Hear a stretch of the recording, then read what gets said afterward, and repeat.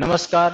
परिवर्तन क्लासेस मगहर के इस ऑफिशियल यूट्यूब चैनल पर सभी छात्रों का हार्दिक स्वागत है। सामान्य अध्ययन श्रृंखला के अंतर्गत हम लोग जीव विज्ञान विषय में लास्ट क्लास में चर्चा कर रहे थे कोशिका और कोशिका सिद्धांत पर। पिछले क्लास में हम पढ़े थे कि कोशिका क्या होती है, कोशिका की खोज किसने की थी और चर्चा किए थे कोशिका से संबंधित कुछ महत्वपूर्ण बिंदुओं पर, जिसमें हमने आपको बताया था कि मानव शरीर में सबसे बड़ी कोशिका कौन सी होती है। तो मानव शरीर में जो सबसे बड़ी कोशिका होती है वह होती है स्त्री के अंडे यानी ओवम, और मानव शरीर की जो सबसे छोटी कोशिका होती है वह होती है पुरुष के शुक्राणु यानी मानव शरीर की सबसे बड़ी कोशिका। तो मानव शरीर की सबसे बड़ी कोशिका ओवम यानी अंडाणु, और जो सबसे छोटी कोशिका होती है, सबसे छोटी कोशिका होती है स्पर्म या शुक्राणु, स्पर्म या शुक्राणु। दूसरी सबसे छोटी कोशिका आरबीसी होती है। दूसरी सबसे छोटी कोशिका, दूसरी सबसे छोटी कोशिका आरबीसी यानी लाल रक्त कणिकाएं होती हैं। और हमने बताया था कि मानव शरीर में जो सबसे लंबी कोशिका होती है, सबसे बड़ी कोशिका ओवम होती है। लार्जेस्ट सेल ओवम होता है और लॉन्गेस्ट सेल यानी सबसे लंबी कोशिका, सबसे लंबी कोशिका तंत्रिका तंत्र की कोशिकाएं होती हैं। सबसे लंबी कोशिका तंत्रिका तंत्र की कोशिकाएं होती हैं। तंत्रिका तंत्र की कोशिका होती है। इसके आगे हम लोग कंटिन्यू करते हैं कि अगर पूछा जाएगा कि विश्व में सबसे बड़ी जंतु कोशिका, विश्व में सबसे बड़ी, विश्व में सबसे बड़ी जंतु कोशिका किसकी होती है, तो विश्व में सबसे बड़ी जंतु कोशिका होती है शुतुरमुर्ग का अंडा। शुतुरमुर्ग का अंडा होता है। और विश्व में सबसे छोटी कोशिका, विश्व में सबसे छोटी जंतु कोशिका, सबसे छोटी जंतु कोशिका, तो सबसे विश्व में सबसे छोटी जंतु कोशिका होती है माइकोप्लाज्मा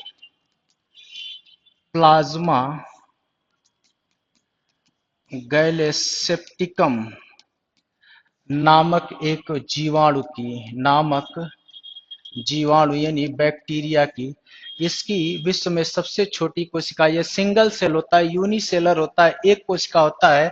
और यह सबसे सूक्ष्म कोशिका होता है विश्व जगत का। यह मोनेरा जगत का जीवाणु होता है। मोनेरा जगत का जीवाणु होता है। वैसे तो मोनेरा जगत के जितने भी बैक्टीरिया होते हैं सब पर सेल वॉल पाया जाता है, कोशिका भित्ति पाई जाती है, लेकिन माइकोप्लाज्मा गैलेसेप्टिकम एक ऐसा जीवाणु है जिस पर सेल वॉल या कोशिका भित्ति नहीं पाई जाती है, कोशिका भित्ति नहीं पाई जाती है। इसका एक अन्य नाम है पीपीएलओ, पीपीएलओ यानी पीपीएलओ, और इसका एक अन्य नाम भी है MLO.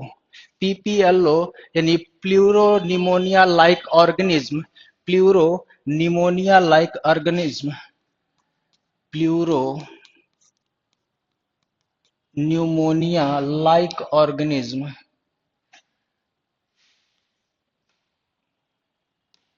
Pleuro pneumonia like organism, तथा एमएलओ का मतलब है molecule like organism, molecule like organism. ये दोनों उसी के नाम है। माइकोप्लाज्मा गैलोसेप्टिकम को मोनेरा जगत या जीवाणु, मोनेरा जगत का जोकर कहा जाता है। मोनेरा जगत या जंतु जगत का जोकर कहा जाता है। मोनेरा जगत या जंतु जगत का जोकर कहा जाता है पीपीएलओ या माइकोप्लाज्मा गैलोसेप्टिकम को। मोनेरा जगत का जोकर या जंतु जगत का जोकर कहा जाता है। इसके अतिरिक्त पूछा जाएगा कि सबसे बड़ी सबसे बड़ी सबसे बड़ी वनस्पति कोशिका वनस्पति कोशिका कौन सी होती है? तो सबसे बड़ी वनस्पति कोशिका होती है विश्व में जूट का रेशा। सबसे बड़ी वनस्पति कोशिका जूट का रेशा होता है। सबसे बड़ी वनस्पति कोशिका जूट का रेशा होता है। ये कुछ महत्वपूर्ण बिंदु हैं कोशिका के बारे में। इसके आगे हम लोग चर्चा करेंगे कि कोशिका सिद्धांत क्या है। कोशिका सिद्धांत क्या है? कोशिका सिद्धांत पर अब हम चर्चा करेंगे। कोशिका सिद्धांत कोशिका सिद्धांत क्या था, किसके द्वारा दिया गया? तो कोशिका सिद्धांत दिया गया था कोशिका सिद्धांत दिया गया स्लाइडेन तथा स्वान द्वारा। स्लाइडेन तथा स्वान द्वारा यह सिद्धांत दिया गया 1839 ईस्वी में। यानी कोशिका की खोज रॉबर्ट हुक ने की, जो सबसे पहले कोशिका जिन्होंने खोजा था, और वो एक मृत कोशिका थी। सबसे पहले जीवित कोशिका की खोज ल्यूवेनहॉक ने की थी। लेकिन कोशिका का वर्णन यानी कोशिका सिद्धांत स्लाइडेन तथा स्वान द्वारा 1839 में दिया गया। स्लाइडेन जर्मनी के या जर्मन वनस्पति शास्त्री थे तथा स्वान एक ब्रिटिश जंतु विज्ञानी थे। इन दोनों ने अपने अपने क्षेत्र में कोशिका पर कार्य किया तथा इन्होंने अपना कार्य किया था 1931 में। यानी स्लाइडेन ने अपना कोशिका सिद्धांत 1931 में दिया था और स्वान ने अपना सिद्धांत दिया था 1939 में, सॉरी 1831 तथा 1839 में। इन दोनों ने अपने अपने सिद्धांत को मिक्स करके संयुक्त रूप से अपना कोशिका सिद्धांत दिया था, जिसे 1939 में प्रकाशित किया गया। इस अपने कोशिका सिद्धांत में इन दोनों ने बताया, स्लाइडेन मुख्य रूप से वनस्पति या पादप कोशिकाओं पर काम कर रहे थे तथा स्वान जंतुओं की कोशिकाओं पर काम कर रहे थे। 1939 में इन दोनों ने संयुक्त रूप से अपना कोशिका सिद्धांत प्रस्तुत किया, जिसमें उन्होंने कहा कि प्रत्येक जीव कोशिका से बना होता है कोशिका से बना होता है तथा कोशिका सभी जीवों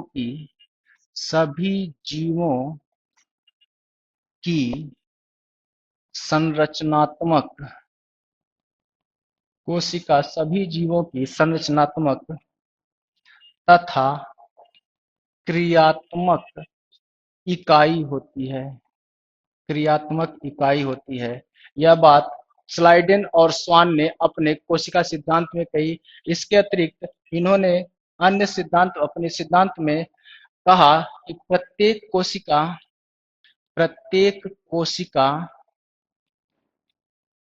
एक या प्रत्येक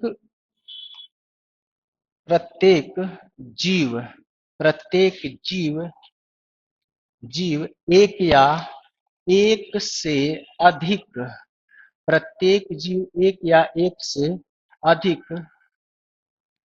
कोशिकाओं से मिलकर बना होता है। प्रत्येक जीव एक या यानी कि कुछ जीव ऐसे होते हैं जो सिर्फ केवल एक कोशिका से बने होते हैं तथा कुछ जीव ऐसे होते हैं जो एक से अधिक कोशिकाओं से बने होते हैं, या उन्हें बहुकोशिकीय जीव कहा जाता है। तीसरा, इन्होंने अपने सिद्धांत में यह बताया कि कोशिका अपने आप में, कोशिका अपने आप में स्वाधीन होते हैं, स्वाधीन इकाई होती है, इकाई होती है। कोशिका अपने आप में स्वाधीन इकाई होती है, यानी कोशिका के अंदर सभी जैविक क्रियाएं करने की क्षमता होती है, स्वाधीन इकाई होती है, लेकिन फिर भी ये समूह में हो रहकर कार्य करते हैं, समूह में कार्य करते हैं, कार्य करते हैं। यानी स्लाइडेन और स्वान ने 1839 में अपने दिए गए कोशिका सिद्धांत में तीन महत्वपूर्ण बातें कही। एक, कि प्रत्येक जीव कोशिका से बना होता है, जो उनकी क्रियात्मक और संरचनात्मक इकाई होती है। दूसरा, उन्होंने ये कहा कि प्रत्येक जीव एक या एक से अधिक कोशिकाओं से मिलकर बना होता है। तथा तीसरी बात उन्होंने अपने सिद्धांत में कही कि कोशिका अपने आप में स्वाधीन इकाई होती है, परंतु फिर भी यह समूहों में कार्य करते हैं। इस प्रकार 1839 में इन दोनों ने अपना संयुक्त कोशिका सिद्धांत दिया। 1855 ईस्वी में Rudolph Virchow, Rudolph Virchow, Rudolph Virchow नामक एक वैज्ञानिक ने यह बात कही कि प्रत्येक प्रत्येक नई कोशिका की उत्पत्ति, प्रत्येक नई कोशिका की उत्पत्ति पूर्व में या पहले से, पूर्व में या पहले से, पहले से मौजूद, पहले से मौजूद किसी कोशिका से ही होती है, से ही होती है। यह बात कही थी रूडोल्फ विर्चो ने अपने प्रयोग में। इन्होंने यह बताया कि कोशिका का निर्माण पहले से ही मौजूद किसी न किसी कोशिका से ही होता है, यानी कोशिका स्वतः उत्पन्न नहीं हो सकती, पूर्व में मौजूद किसी न किसी कोशिका से ही नई कोशिका का जन्म होता है। बिना कोशिका के नई कोशिका का निर्माण नहीं हो सकता है। उसके पहले बहुत से वैज्ञानिकों ने प्रयोग करके यह बताया था कि कोशिकाएं अपने आप बिना किसी पूर्व कोशिका के स्वतः निर्मित हो जाती हैं, स्वतः उनका निर्माण हो जाता है। जैसे बहुत से वैज्ञानिकों ने बताया था कि भीगी कमीज के साथ गेहूं के कुछ दाने रख दीजिए तो वहां अपने आप चूहे पैदा हो जाते हैं। तो बिना पूर्व के चूहों के कोई चूहा कैसे पैदा हो जाएगा? इसी बात को उन्होंने कहा था कि रूडोल्फ विर्चो ने कहा था कि कोई भी नई कोशिका पहले से मौजूद किसी न किसी कोशिका से ही उत्पन्न होती है। जैसे हम लोग हैं या कोई भी जीव जंतु है, वो पहले से मौजूद किसी न किसी कोशिका से ही जन्म लेता है। माँ बाप होते हैं तभी बच्चे जन्म लेते हैं, बिना माँ बाप के बच्चे आसमान से तो टपकेंगे नहीं। यानी कोशिकाएं पहले से ही मौजूद होती हैं। जैसे हम कहें कि जब पुरुष के स्पर्म और स्त्री के अंडे, स्त्री के अंडाणु जब फर्टिलाइज होते हैं तो जाइगोट बनता है, जाइगोट बनता है। ये जाइगोट एक कोशिका ही तो होता है, एक कोशिका होता है। इसी कोशिका से भ्रूण बनता है, भ्रूण से फिर अपने समय में एक पूर्ण विकसित बच्चे का निर्माण होता है। यानी कि नए जीव की उत्पत्ति, नए जीव का जन्म पहले से मौजूद किसी कोशिका से ही होगा, अन्यथा नहीं होगा। यह बात बताई 1855 में रूडोल्फ विर्चो ने। हालांकि रूडोल्फ विर्चो का बहुत ही विरोध हुआ था, रूडोल्फ विर्चो का बहुत विरोध हुआ था, और इनके बचाव में एक वैज्ञानिक आए थे जिनका नाम था, इन्होंने, रूडोल्फ विर्चो ने अपना सिद्धांत जो दिया था उसको कहा जाता है ओमिनिस सेल्यूला ई सेल्यूला, ई सेल्यूला। इसका अर्थ यही है कि प्रत्येक नई कोशिका का जन्म पूर्व में मौजूद किसी न किसी कोशिका से ही होता है। लेकिन वैज्ञानिक जगत में रूडोल्फ विर्चो के इस सिद्धांत का बहुत विरोध किया गया, और विरोध के फलस्वरूप जब एक वैज्ञानिक आए, Louis Pasteur, Louis Pasteur, Louis Pasteur Rudolf Virchow के बचाव में आए। यानी लुई पास्चर ने रूडोल्फ विर्चो का बचाव किया और इनकी बात को सिद्ध करने के लिए ओमिनिस सेल्यूला ई सेल्यूला की बात को सिद्ध करने के लिए लुई पास्चर ने एक प्रयोग किया जिसे कहा जाता है हंस ग्रीवा परीक्षण। हंस ग्रीवा परीक्षण। हंस ग्रीवा परीक्षण। इस परीक्षण में एक लुई पास्चर ने एक शीशे का बर्तन बनाया जिसका सिरा एक हंस के गर्दन की तरह था। उस बर्तन में इन्होंने लुई पास्चर ने एक तरल पदार्थ भरकर उसके अंदर मांस के कुछ टुकड़े रख दिए और उस उस बर्तन के पाइप को उस बर्तन के पाइप को वैक्यूम कर दिया, यानी उसे निर्वात कर दिया, अर्थात इसमें हवा तक नहीं थी। इन्होंने इस मांस के टुकड़े को उसी लिक्विड में, उसी तरल पदार्थ में कुछ दिन के लिए छोड़ दिया और कुछ दिन बाद उन्होंने देखा कि मांस का टुकड़ा बिल्कुल वैसे का वैसा ही था। उस पर किसी प्रकार के बैक्टीरिया या किसी प्रकार के जीवाणुओं का हमला नहीं हुआ था, मांस सड़ा नहीं था, बिल्कुल वैसे के वैसे था। मतलब ये सिद्ध करना चाहते थे कि बिना किसी कोशिका के मांस के टुकड़े पर बैक्टीरिया भी नहीं पनप सकते। वायु में हमेशा हर प्रकार के बैक्टीरिया मौजूद होते हैं जो किसी निर्जीव सेल्स पर हमला करके उस पर गुणन करके अपनी संख्या बढ़ाते हैं और उसका विघटन कर देते हैं। लेकिन जब इन्होंने निर्वात कर दिया, यानी यह हवा भी मौजूद नहीं थी, तो इसमें किसी प्रकार के बैक्टीरिया होने की कोई संभावना नहीं थी, इसलिए यह मांस का टुकड़ा वैसे का वैसा रह गया। इन्होंने अपने इस बर्तन के सिरे को तोड़ दिया और तोड़कर फिर कुछ दिन के लिए छोड़ दिया। फिर उन्होंने देखा कि कुछ ही दिन में यह मांस का टुकड़ा सड़ गया, यानी जैसे ही यह मांस का टुकड़ा हवा के संपर्क में आया, हवा में मौजूद बैक्टीरिया की कोशिकाओं ने इस पर हमला कर दिया और उन कुछ बैक्टीरिया से बहुत सारे बैक्टीरिया पनप गए जिन्होंने इस मांस के टुकड़े का विघटन कर दिया।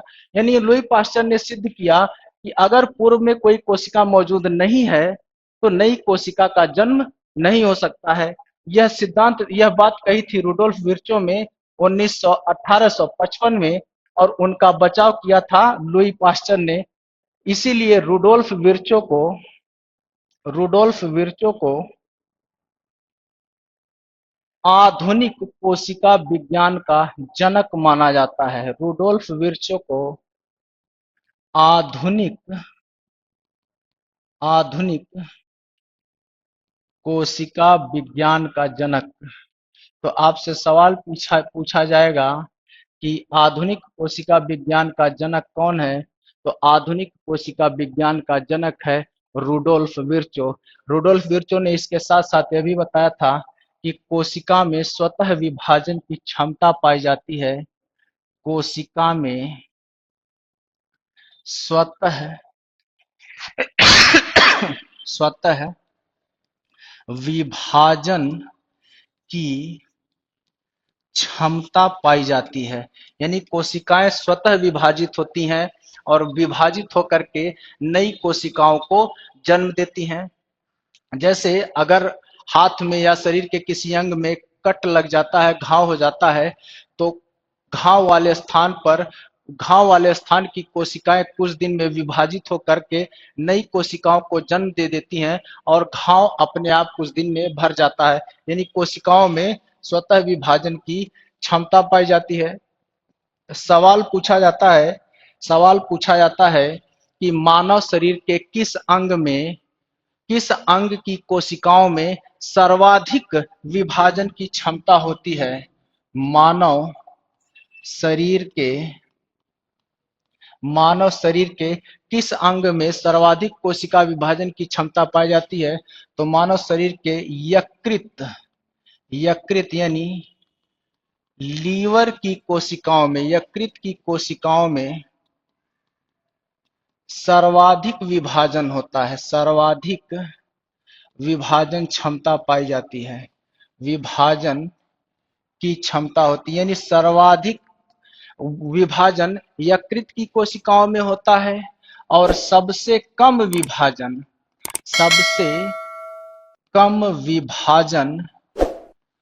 मस्तिष्क की कोशिकाओं में होता है। मस्तिष्क की कोशिका में, यानी सबसे ज्यादा कोशिकाएं विभाजित होती हैं यकृत की कोशिकाएं और सबसे कम कोशिका विभाजन होता है मस्तिष्क की कोशिकाओं में। इसीलिए सवाल पूछा जाता है कि मानव शरीर के किस अंग में कैंसर होने की सबसे अधिक संभावना होती है। तो मानव शरीर में सबसे अधिक कैंसर लीवर का या यकृत का कैंसर होने की संभावना होती है।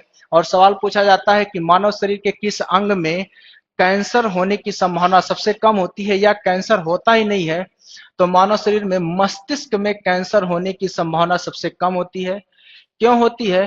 कैंसर एक ऐसी बीमारी है जिसमें कोशिकाओं का अनियंत्रित विभाजन होता है। कोशिकाएं अनकंट्रोल ग्रोथ करती हैं। कोशिकाओं का अनियंत्रित विभाजन या अनियंत्रित वृद्धि करना ही कैंसर कहलाता है। कोशिकाओं का अनियंत्रित वृद्धि कैंसर कहलाता है। और कैंसर उस अंग में सबसे ज्यादा होने की संभावना होगी जिस अंग की कोशिकाओं में विभाजन की सर्वाधिक क्षमता पाई जाती है। इसलिए मानव शरीर में सबसे अधिक कैंसर होने की संभावना यकृत में होती है। और चूंकि मस्तिष्क की कोशिकाएं सबसे कम विभाजित होती हैं, उनमें विभाजन की क्षमता सबसे कम पाई जाती है, इसलिए मानव शरीर में मस्तिष्क की कोशिका में कैंसर होने की संभावना सबसे कम होती है। तो इस प्रकार हमने देखा कोशिका सिद्धांत। आधुनिक कोशिका सिद्धांत किसने दिया? तो कोशिका सिद्धांत सबसे पहले स्लाइडेन और स्वान ने 1839 ईस्वी में दिया। और उसके बाद रुडोल्फ विर्चो ने अपना कोशिका सिद्धांत 1855 में दिया। इसलिए उन्हें आधुनिक कोशिका विज्ञान का जनक कहा जाता है। आगे हम देखते हैं कोशिका के प्रकार। कोशिका के प्रकार कोशिका के प्रकार। तो अगर पूछा जाएगा कि कोशिका, जीव जगत में कोशिका कितने प्रकार की होती है, तो कोशिका दो प्रकार की होती है। कोशिका के दो प्रकार के होते हैं। एक को कहा जाता है प्रोकैरियोटिक प्रोकैरियोटिक कोशिका। Prokaryotic prokaryotic cell. Prokaryotic cell. और दूसरे को कहा जाता है यू यूकैरियोटिक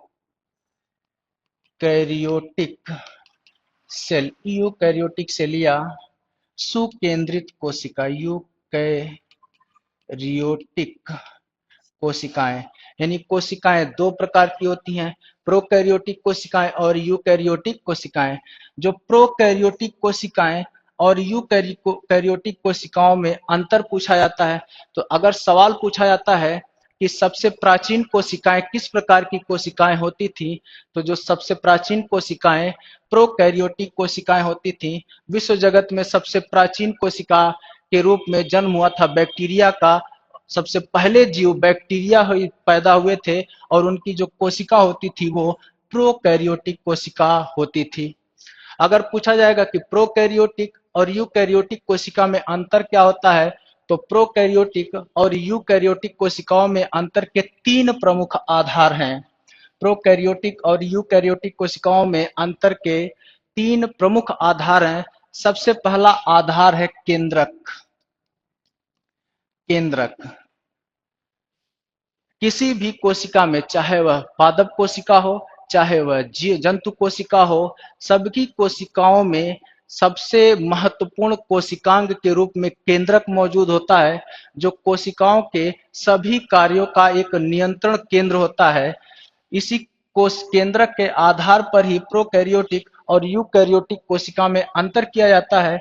जो प्रोकैरियोटिक कोशिकाएं होती हैं, प्रोकैरियोटिक कोशिकाओं में केंद्रक नहीं पाया जाता है और यूकैरियोटिक कोशिकाओं में केंद्रक उपस्थित होता है। अगर बात की जाएगी यूकैरियोटिक कोशिकाओं प्रोकैरियोटिक या यूकैरियोटिक कोशिकाओं में उपस्थित जो गुणसूत्रों में एक प्रकार का प्रोटीन पाया जाता है। गुणसूत्रों में हिस्टामिन हिस्टामिन नामक एक प्रोटीन पाया जाता है। तो प्रोकैरियोटिक कोशिकाओं के गुणसूत्रों में इस हिस्टामिन नामक प्रोटीन का अभाव होता है, यानी प्रोकैरियोटिक कोशिकाओं के गुणसूत्रों में यह प्रोटीन नहीं पाया जाता है, जबकि यूकैरियोटिक कोशिकाओं के गुणसूत्रों में यह हिस्टामिन प्रोटीन उपस्थित होता है। तीसरा होता है कोशिकांग, सेल ऑर्गन कोशिकांग। तो प्रोकैरियोटिक कोशिकाओं के जो कोशिकांग होते हैं वो पूर्ण विकसित नहीं होते हैं, पूर्ण विकसित नहीं होते हैं। कुछ कोशिकांग ऐसे होते हैं जो केवल यूकैरियोटिक कोशिकाओं में पाए जाते हैं, प्रोकैरियोटिक कोशिकाओं में उनका अभाव होता है। और प्रो यूकैरियोटिक कोशिकाओं के जो कोशिकांग होते हैं वो पूर्ण रूप से विकसित होते हैं, पूर्ण रूप से विकसित होते हैं। इसके अतिरिक्त अंतर के अन्य आधार हैं। अगर हम बात करें अन्य आधार की, तो अन्य आधार में अगर आकार की बात करें, आकार, तो प्रोकैरियोटिक कोशिकाओं का आकार 1 से 10 माइक्रोन तक होता है, 1 से 10 माइक्रोन। तथा यूकैरियोटिक कोशिकाओं का जो आकार होता है वो 10 माइक्रोन से 100 माइक्रोन तक होता है, 10 माइक्रोन से 100 माइक्रोन तक होता है। इसके अतिरिक्त प्रोकैरियोटिक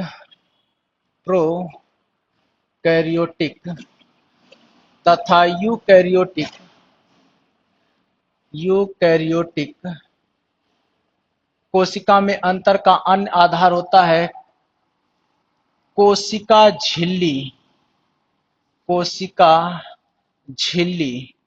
तो कोशिका झिल्ली प्रोकैरियोटिक कोशिका में भी होता है और यूकैरियोटिक कोशिका में भी पाया जाता है। इसके अतिरिक्त कोशिका भित्ति, कोशिका भित्ति प्रोकैरियोटिक कोशिका में भी पाई जाती है तथा यूकैरियोटिक पादप कोशिकाओं में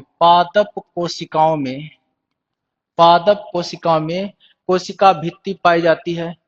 प्रोकैरियोटिक प्रोकैरियोटिक कोशिकाओं की जो कोशिका भित्ति होती है यह पेप्टोग्लाइकॉन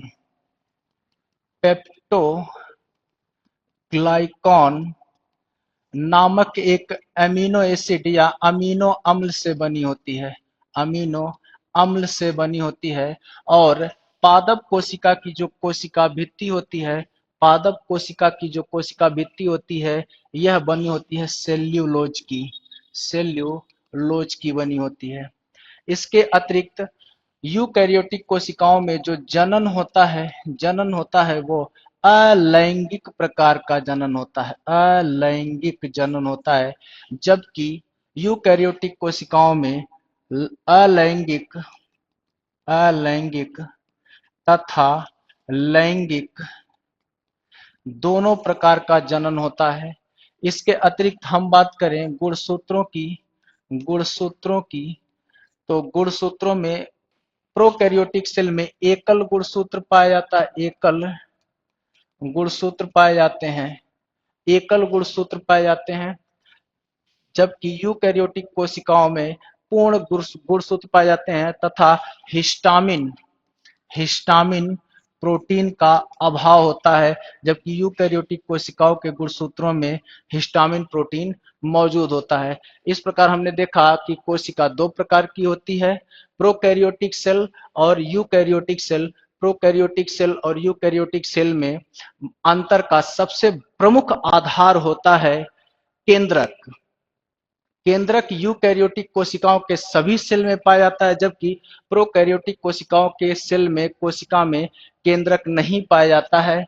अगर पूछा जाएगा कि जीवधारियों में या स्तनधारियों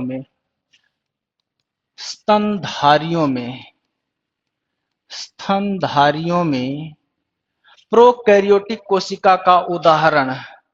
प्रोकैरियोटिक कोशिका कौन सी होती है? प्रोकैरियोटिक कोशिका कौन सी होती है? यानी स्तनधारियों की कोशिका, या हम अपनी बात करें, अन्य जीव जंतुओं की बात करें, तो हमारी कोशिका यूकैरियोटिक कोशिका है। लेकिन हमारे शरीर में कुछ ऐसी कोशिकाएं भी होती हैं जो प्रोकैरियोटिक कोशिका का उदाहरण है, जिनमें केंद्रक नहीं पाया जाता है, और ऐसी कोशिका है आरबीसी की कोशिका। यानी हमारे आरबीसी की कोशिका में केंद्रक, या स्तनधारियों की आरबीसी की कोशिका में न्यूक्लियस या केंद्रक नहीं पाया जाता है।